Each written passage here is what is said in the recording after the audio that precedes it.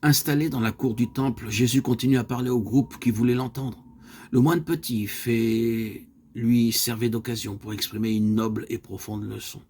Par exemple, il montrait une très pauvre femme qui, s'approchant du tronc des offrandes, y avait jeté une humble piécette, et il s'écriait « En vérité, je vous le déclare, cette pauvre veuve a donné bien plus que n'importe qui, et sa petite offrande est plus agréable à Dieu que tout autre. » Parce que la plupart de ceux qui font une offrande donnent de leur superflu. Mais elle,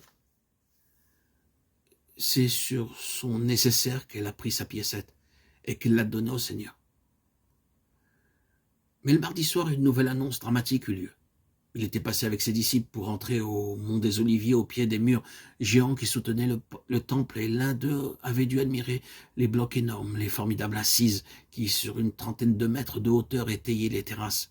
Puis, du haut de la colline couverte d'olivettes, ils avaient regardé la ville sainte, tout éclairée par le soleil couchant, admirable dans sa splendeur. Et soudain, Jésus eut comme un grand sanglot. Il tendit la main vers Jérusalem, vers le temple, et il s'écria « De tout cela, il ne restera pas pierre sur pierre.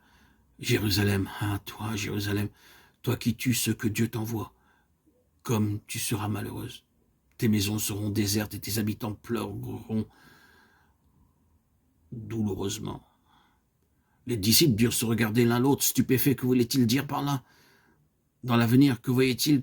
Quelle catastrophe pire que celle de jadis? Quel châtiment terrible prophétisait-il? Jésus savait. À plus de 40 ans plus tard, il apercevait dans le futur le siège de Jérusalem par les Romains, venu châtier une rébellion juive, et l'incendie du temple, et la destruction de la ville presque entière. Cette génération murmurait, Jésus ne passera point avant que ces choses arrivent. Le ciel, la terre pourraient bien disparaître, que mes paroles ne disparaîtraient pas. Mais sera seulement Jérusalem qui devra rendre compte à Dieu de ses fautes? Non, pas elle seule. Tous les hommes qui refusent de suivre la loi de Jésus, qui se dérobent à son message, tous devront être jugés par Dieu selon leurs fautes et leurs mérites. Et continuant à prophétiser, le Maître parle. Il annonce ce jour prodigieux et terrible où, à la fin des temps, le Fils de Dieu reviendra sur la terre, où il apparaîtra dans toute sa puissance, entouré d'anges, et où chaque homme devra s'expliquer devant lui. Ceux qui auront été durs, cruels, injustes à leurs frères seront condamnés, rejetés au feu éternel. Mais ceux qui auront été bons, doux, miséricordieux seront appelés par lui dans le royaume du Père. Et comme bouleversés, épouvantés, les disciples méditent en silence. Jésus leur explique d'une voix affectueuse et douce. Quand le Christ reviendra, il dira à ses bénis, lorsque j'avais faim, vous m'avez nourri, lorsque j'avais soif, vous m'avez donné à boire, lorsque j'étais sans toit, vous m'avez abrité, lorsque j'étais sans vêtements, vous m'avez habillé. Et les justes s'écrieront, mais quoi, Seigneur? Quand avons-nous fait tout cela? Nous n'avons jamais eu le bonheur de vous donner à manger, ni à boire, ni de vous abriter, ni de vous vêtir.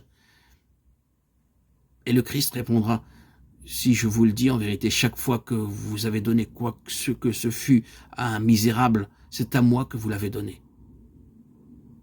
Et vous voyez comme tout cela était consolant en fin de compte. En même temps qu'il annonçait de terribles châtiments pour les méchants, pour les responsables de sa mort, pour tous ceux qui trahissent et violent ses préceptes, il prononçait les paroles les plus douces qu'on put entendre. Et il donnait à chacun de nous un moyen de toucher son cœur divin. C'était comme il l'avait dit bien souvent, d'être fraternel aux autres hommes, charitable et miséricordieux.